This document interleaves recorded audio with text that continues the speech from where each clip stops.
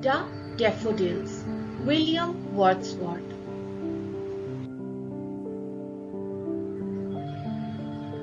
William Wordsworth was an English romantic poet who, with Samuel Taylor Coleridge, helped to launch the Romantic Age in English literature with their joint publication Lyrical Ballads. Lyrical Ballads is a collection of poems.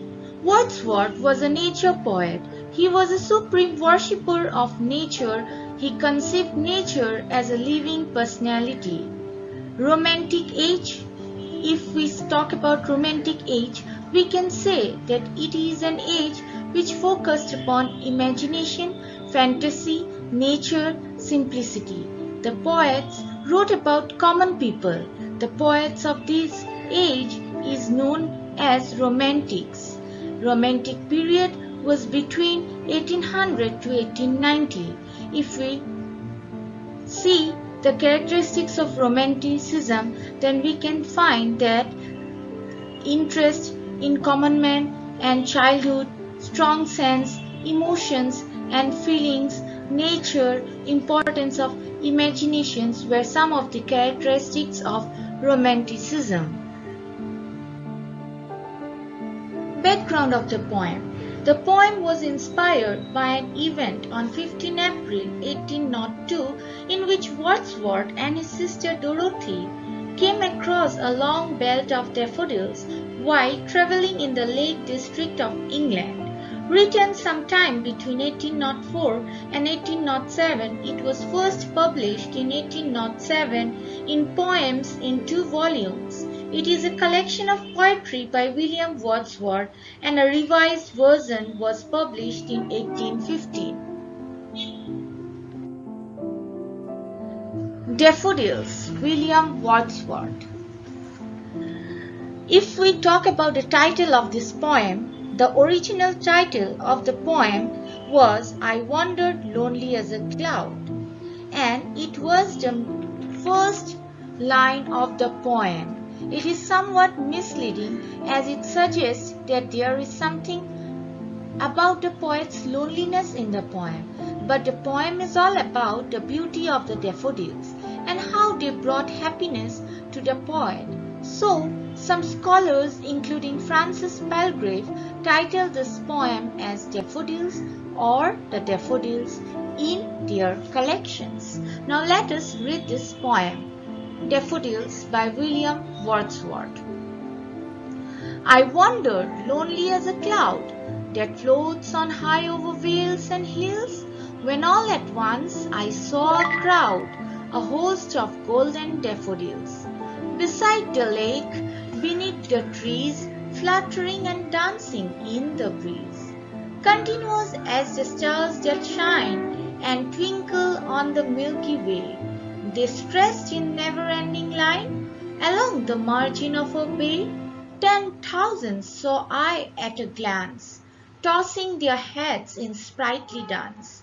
The waves beside them danced, but they outdid the sparkling waves in glee. A poet could not but be gay in such a jocund company. I gazed and gazed, but little thought what wealth the show to me had brought. For oft, when on my couch I lie, in vacant or in pensive mood, they flash upon that inward eye, which is the bliss of solitude, and then my heart with pleasure fills, and dances with the daffodils. Now, I am going to explain the poem stanza-wise. The Daffodils. So, the daffodils, from the title we can make an idea, or we can assume that the poem is about the flowers daffodils. I wandered lonely as a cloud that floats on high over vales and hills, when all at once I saw a crowd, a host of golden daffodils, beside the lake, beneath the trees, fluttering and dancing in the breeze. The poet is saying that he was wandering lonely like a cloud, and where he was wandering over the valleys and hills, like a cloud which wanders over the valleys and hills, he too was wandering lonely over the hills and valleys. And suddenly he saw a crowd. Crowd here means a group. Okay, he saw a host of golden daffodils, a group of daffodils. Where he saw the daffodils? He saw the daffodils beside a lake, and the daffodils were beneath the trees, and they were fluttering and dancing in the breeze. They were dancing, and they were fluttering, moving, okay, in the breeze. And here in this paragraph, the first line is the simile. I wandered lonely as a cloud, because here the poet is comparing himself to a cloud. So as a cloud, he has used the word as. When something is compared to something by using the word like, as, etc., then we term this as a simile. So from this line, we got to know that the poet once was wandering lonely over the valleys and hills, and he suddenly encountered a group of daffodils which were dancing and moving in the breeze. Now here, vales means valleys and crowd means group of people. So we can say that the poet is personifying the daffodils. Host means a large number of people, or in biblical term, host means angels. So we can say that the poet is trying to give divine quality to the daffodils, and moreover he is also trying to personify the daffodils. Personification means giving human attribute to a non-living thing. Fluttering and dancing in the breeze also signifies the personification. Here also with this line, the poet is trying to personify the daffodils. Continuous as the stars that shine and twinkle on the Milky Way, they stretched in never-ending line along the margin of a bay. 10,000 saw I at a glance, tossing their heads in sprightly dance. So what they were doing?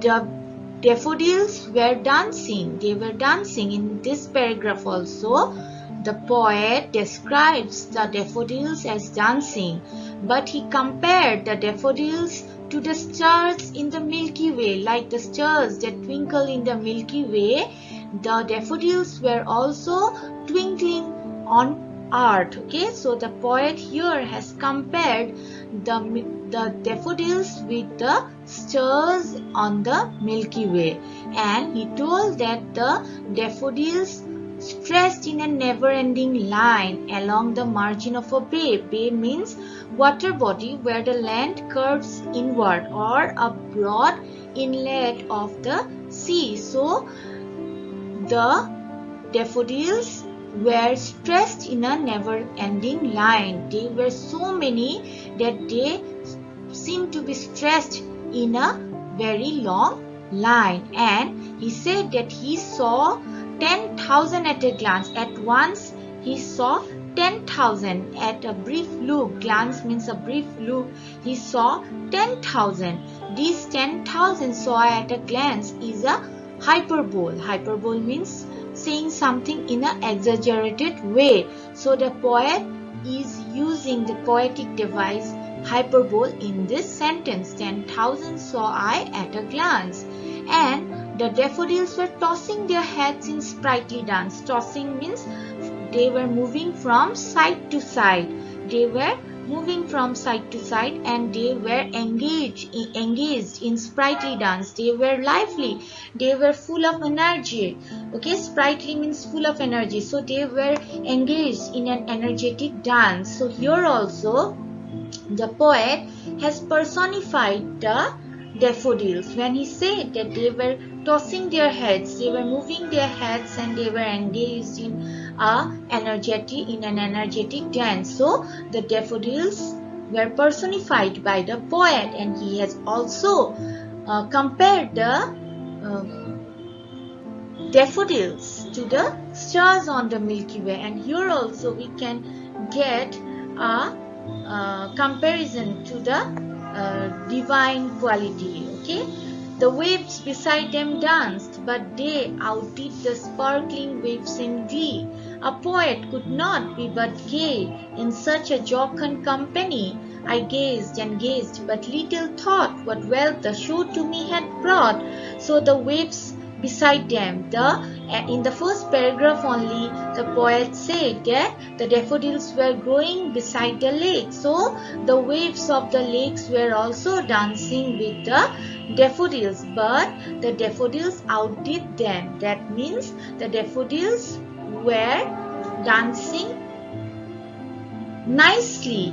Okay, they were dancing more nicely than the waves, and the waves lost to the daffodils in matter of the dance. And by seeing such a wonderful view, the poet said that he could not do anything but be happy. Gay here means being happy or being cheerful. And he said that the company of the daffodils was very cheerful. Jocund company means the company of the daffodils was very cheerful, and he was very happy to be in such a cheerful company. So what he did, he gazed and gazed, he looked in admiration, but at that time he did not think that what wealth the show to me had brought. He did not realize what this view has brought to him at that moment of time when he was present there and watching the beautiful view of the daffodils dancing and the waves also dancing along with the daffodils. He could not realize what happiness or what wealth the scene has brought to him. For oft when on my couch I lie, in vacant or in pensive mood, they flash upon the inward eye, which is the bliss of solitude, and then my heart with pleasure fills, and dance with the daffodils. Now, when often, oft means often, when often he lie on his couch, means when he lie down in his sofa, on his sofa, when he is sad, vacant or pensive, vacant means empty, or he is sad, when his mood is not happy, then what happened? That view which he saw once when he was moving lonely over the hills and valleys, the view of the daffodils flashes upon his inward eye, in his imagination. That view comes to his imagination when he is sad and when he lie on his couch, and that is the bliss of solitude, and it is a great joy. He termed it as something very joyful, and it brings him joy, or it gives him perfect happiness. The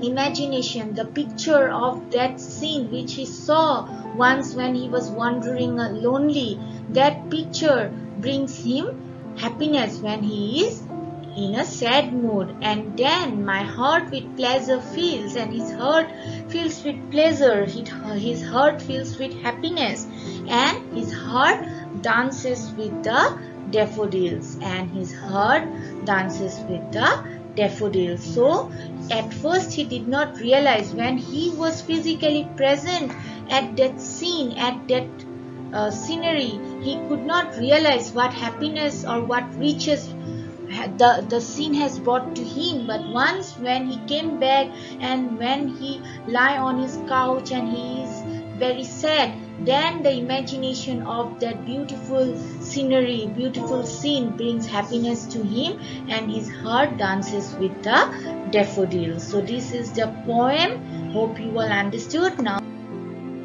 let us look at some of the important points. Now, theme of the poem is beauty of nature. Wordsworth is often termed a nature lover, and the romantic movement that he started with Samuel Taylor Coleridge is mainly characterized by the love and celebration of nature and beauty. This poem is a representation of romanticism in English literature. Now, if we talk about the structure, So the structure of the poem is really very simple in form and language. 4 stanzas of 6 lines, each makes the entire poem 24 lines long. The rhyme scheme for each stanza is A B A B C C, where the first A and the second B lines rhyme with the third A and the fourth B respectively. These are followed by a rhyming couplet CC. The poem is also rich in its use of figures of speech. So what are the figures of speech that has been used here? Simile, personification and hyperbole. And the meter of the poem is iambic tetrameter. And finally, it is a great example of a real poem, that is a spontaneous overflow of powerful feelings as opined by the poet himself. As the poem expresses the feelings of the poet himself, it is a subjective poem, one of the most important characteristics of Romanticism. With this poem, Wordsworth wants to convey the relationships between man and nature. To the poet, nature is a source of inspiration and pleasure. Thank you.